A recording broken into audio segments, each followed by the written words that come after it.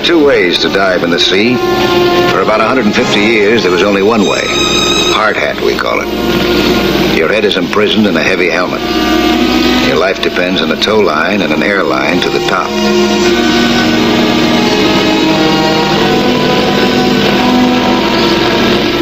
Like the horse-drawn carriage, hard hats have given way to a much better device.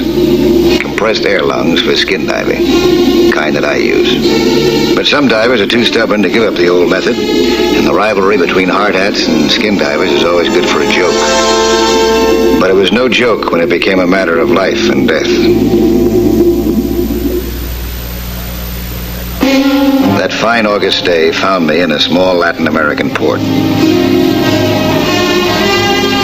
Only the day before, I had received an air ticket and a mysterious telegram. It seemed that a skillful diver was needed for an unusual job. Nothing more was explained. Out in the harbor, I could see divers at work salvaging a jet. Hard hats.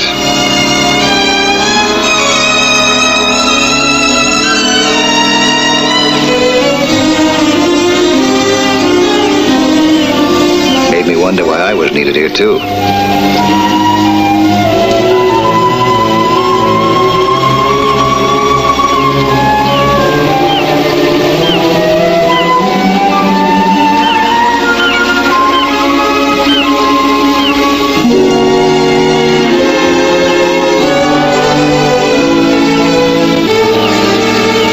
I went straight to the hotel. The Monaco Hotel in Santa Pueblo had seen better times. And so had the desk clerk. Professor Cathcart, please. Who shall I say is calling? Mike Nelson. Mike who? Nelson. Mike Nelson. Mike Nelson? Well, what do you know? Kel Saunders. You must have been one of those hard hats that I saw diving out there today, huh? Hey, you know a better way to die? Yeah, as a matter of fact, I do. Still breathing through your mouth. Once a hard hat, always a hard hat. Did you come down here to put me out of business with that diving lung of yours? Now, you know I wouldn't step on a hard hat's toes. I might hurt my little rubber fins and those big lead boots of yours. So, what did bring you all the way down here? Might ask you the same question. They wanted a hard hat diver, so they got the best. Who's they? The local government. El Presidente Verdes. We salvaged a jet plane for him that one of his pilots had to ditch. Ah, that's what you were doing out there, huh? Well, did you finish the job? Yeah, but they got a lot more jobs for me down here. You better hurry them up. Down here, they change governments faster than it takes you to screw on that diving helmet. Well, maybe so, but my customers pay in advance. How about yours? Mr. Nelson? I'll know that in a minute. Room 211, sir. I see you, Cal, huh? Right.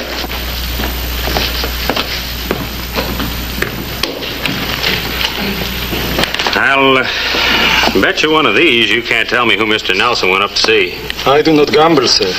Oh, not even for higher stakes? Only when I am sure that I can win. He went to see Professor Cathcart. Well, tell me more. That's all. Professor Roland Cathcart, Smithsonian Institute, Washington, D.C. It's supposed to be lying on the bottom right in this area here.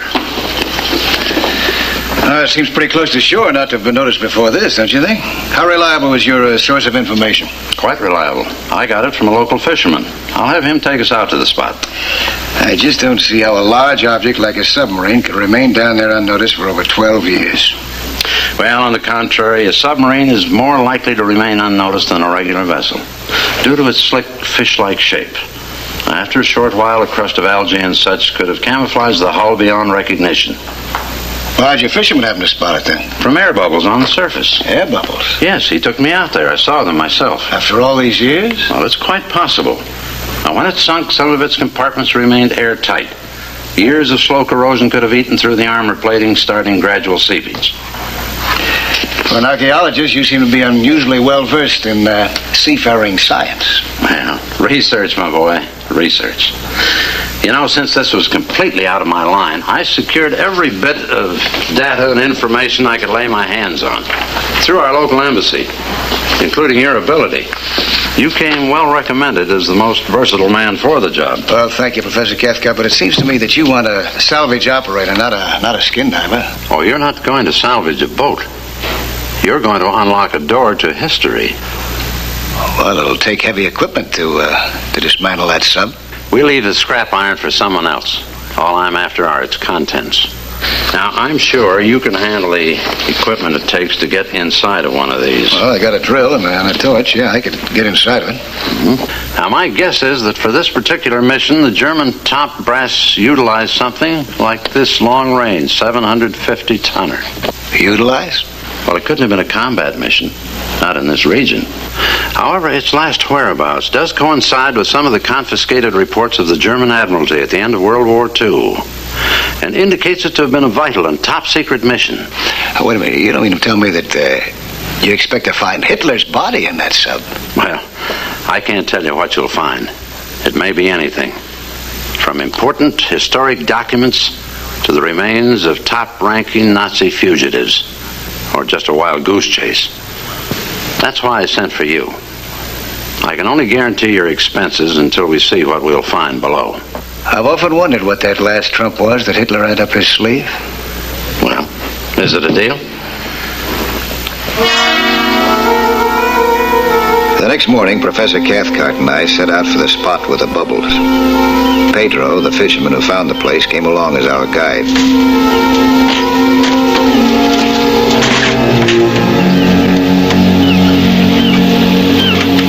Gone. What's gone? Oh, that salvage boat. There were a couple of hard hats diving over it. Hard hats? Yeah. Oh, that's the conventional deep sea diving, with the big helmet, the heavy lead boots, and the air hose. Yes. Cumbersome, isn't it? I became suspicious when I couldn't see Cal Saunders and his friend working anywhere in the harbor. I didn't trust those two any farther than I could throw them. And you can't throw a hard hat very far. You're sure that you're the only one that Pedro's been peddling his U-boat information to? Oh, certainly. Why shouldn't I be? I guess the best way to find out is to get there as fast as possible. Let's go, Pedro, huh? Si, senor.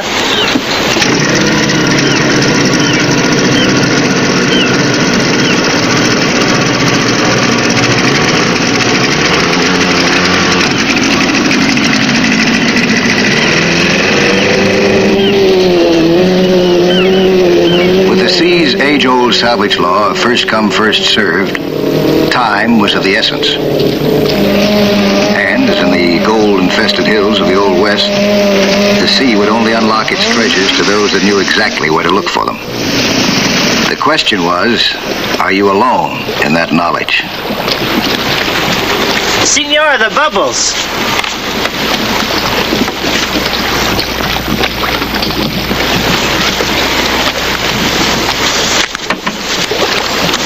Well, here's hoping, huh?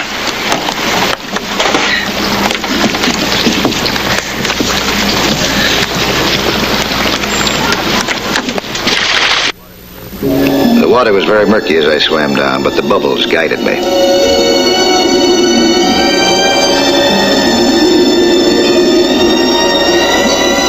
Then I saw it. The professor was right. It was a submarine. It looked just like the type that he expected to.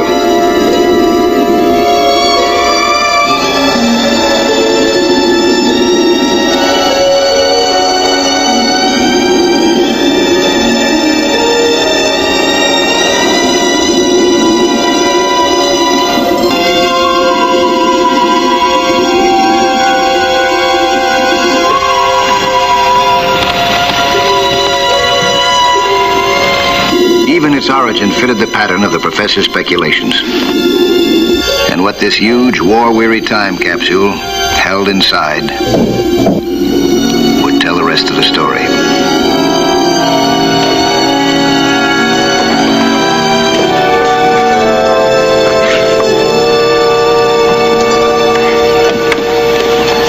Well? Professor? Nothing? You got yourself a sub. The right one? On the button. What about the bubbles? The air bubbles? Just like you said. Seepage from one of the undamaged compartments. Well, then we're still in time. We'll soon find out. I'm hoping that the control room under the conning tower may be completely intact and sealed airtight. But I wouldn't dare to try to get inside of it through its outside hatch. Why? There's no telling what kind of gases may have accumulated inside over the years. A sudden release of pressure could cause such a vacuum that it would flood the compartment instantly and destroy everything. Is there a way to get inside the control room with a minimum of damage? Yeah, I'll tell you what I got in mind. You got a piece of paper and pencil? See, I want to get into the control room through the adjoining compartment, the one that's causing all the bubbles. Now, that's the sub, supposedly. There's the control room, conning tower. This is the adjoining compartment. It sounds like it's half filled with water due to its seepage. Now, if I can cut into this adjoining compartment, beneath this inside water level, I won't release this air that's still caught up here under the ceiling. Once I get up here in this adjoining compartment, where this air is, it'll be a cinch just to cut a dry hole into the control room. That's ingenious. Elementary. Well, we'll see now if it works.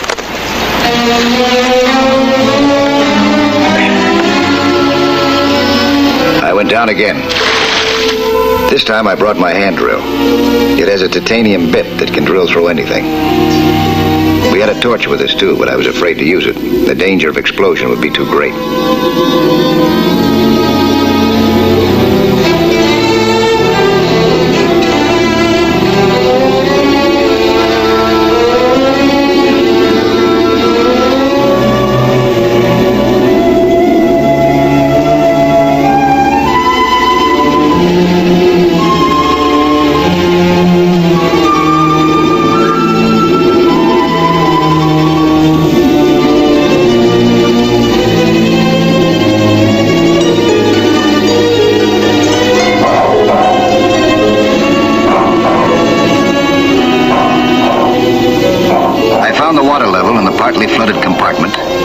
To cut through below it.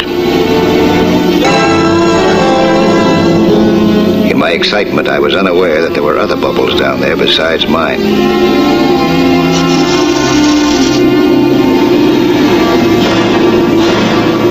When I looked around, I found myself trapped and realized that my suspicions had been justified. They tried to grab me, but their hard-hat rigs were so awkward that I slipped out. I went up to see what was really going on.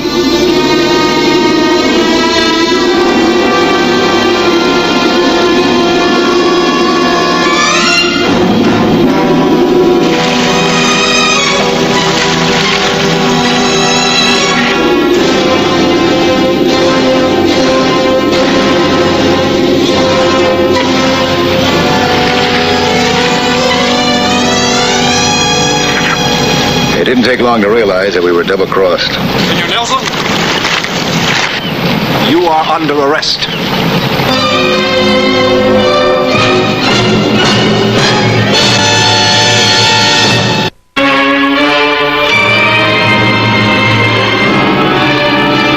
It seemed that we had been caught off guard in a well-organized surprise maneuver, below as well as above the water.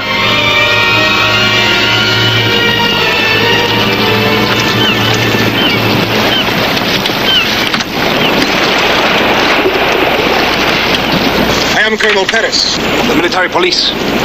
You are under arrest by the power invested in me by President Verdes. For what reason am I under arrest? Have you got a permit? I got a passport. Not a passport, a permit. What do I need a permit for? To dive in these waters. To dive? I never heard of such a thing. The sea is free and international territory. Not this close to shore, my friend. You are within our boundaries. How do I get a permit? From the President Verdes himself.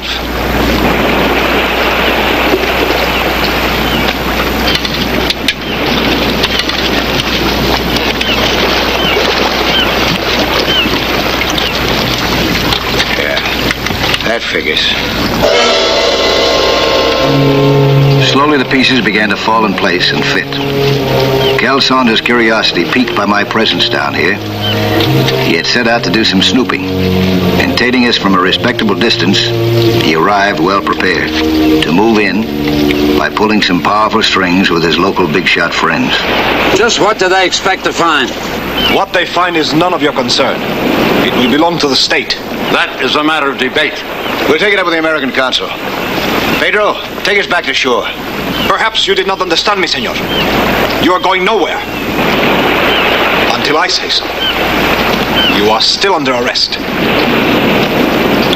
What makes you so sure we're going to find gold down in that sub?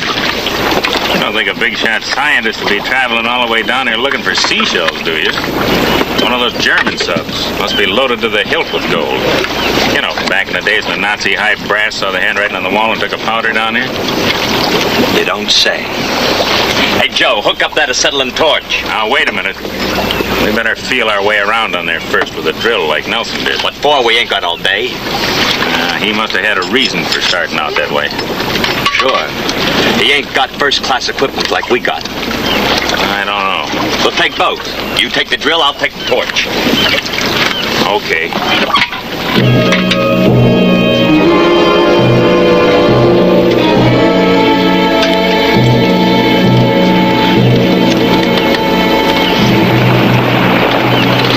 Perhaps if they find nothing of great material value, we can still come to terms with them.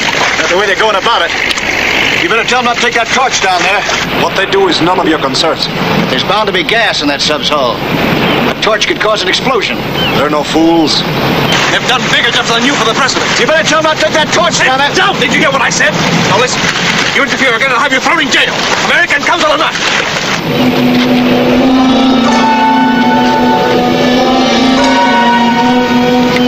There was nothing to do but let these two pirates take what we'd found. They could pull strings on land, but they looked pretty clumsy in the water to me.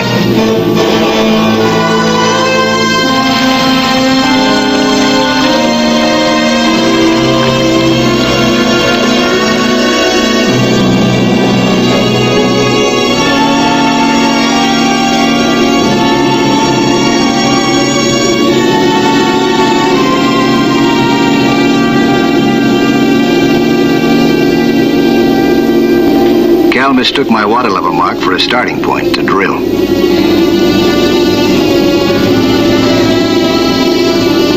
But his cohort wasn't happy with the slow procedure and kept on looking for shortcuts.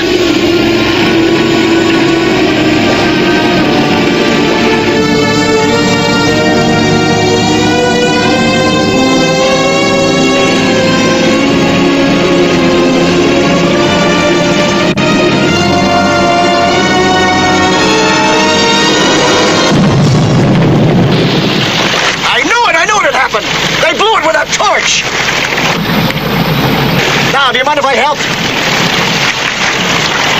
Go ahead. Come on, wait, belt for me, will you? Over there. Now keep pulling on his shirt or break. Hang on, I got mine coming in right now. All right.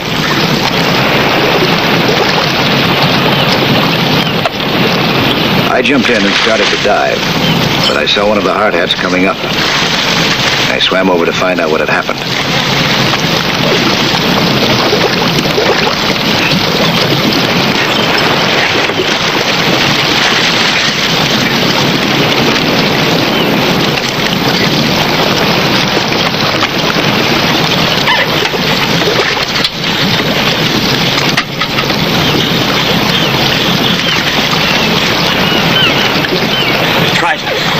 Tried to cut through the front hatch. Torch. It was a terrible blast. I must have blacked out. What about Cal Saunders? I don't know. He's down there someplace. I don't think I can get to him. But you can. Will you?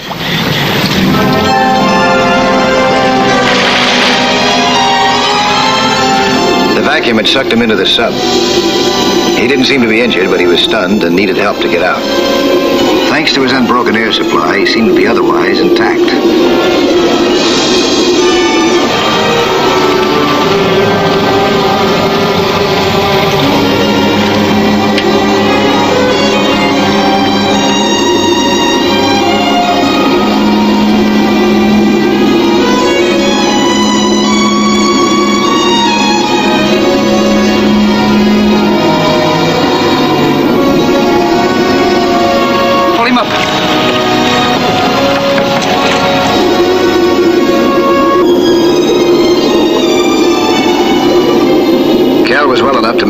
alone.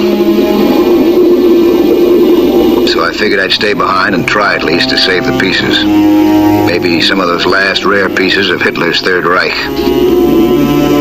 This small forward compartment must have served as part of the crew's sleeping quarters and torpedo storage. The torpedoes were gone. This was the hatch that led to what I had hoped to be the hermetically sealed control room, holding in its time-arrested capsule the secrets that Cathcart wished to contribute to history. With this small adjoining section flooded, I could no longer figure on entering a dry control room. Only by letting in the water gradually, I hoped not to disturb the condition of whatever I would find beyond. A small hole drilled into the hatch would act as a slow seepage vent.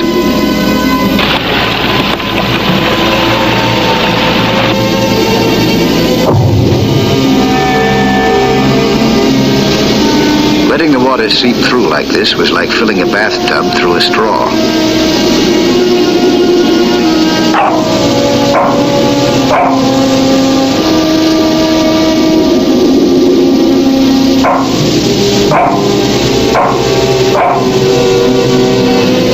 It wouldn't be much longer before I'd run out of oxygen.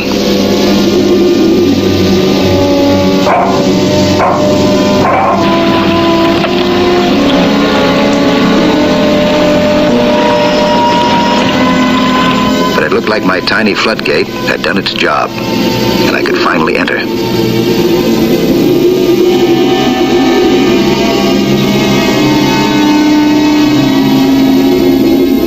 The cabin's airtight seal, combined with the accumulated gases, had acted as a natural preservative in all elements within this compartment. But strangely enough, they were only the hermetically embalmed remains of one single man. He might have been the radio operator or even the commander. If Hitler or any other dignitaries had once been their passengers, they were no longer to be found. And with them might have gone whatever material things they had required, such as gold. But since only closely guarded secrets make history, I guessed this to be their natural hiding place. Documents have ink and water can dilute it. A safely kept secret must be a dry secret, as it would be in this locked box. I opened the cabinet to disconnect the safe from it.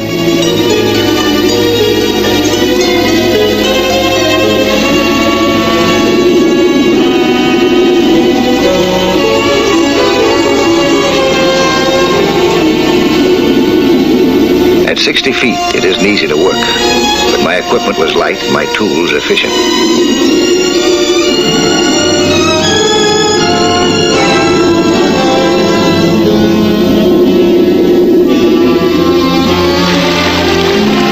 Senor, the bubbles, they have stopped for 10 minutes. I know.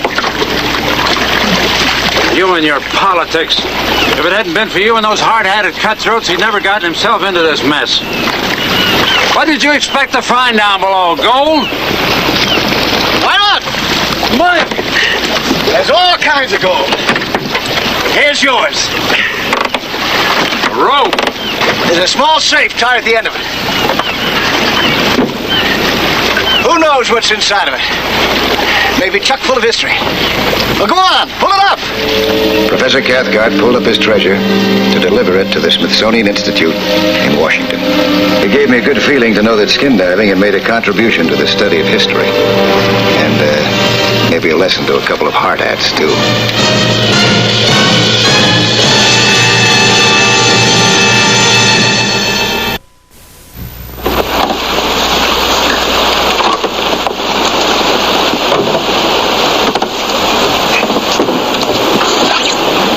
I'll be back next week at this same time with another sea hunt story. Plan to be with us again, huh?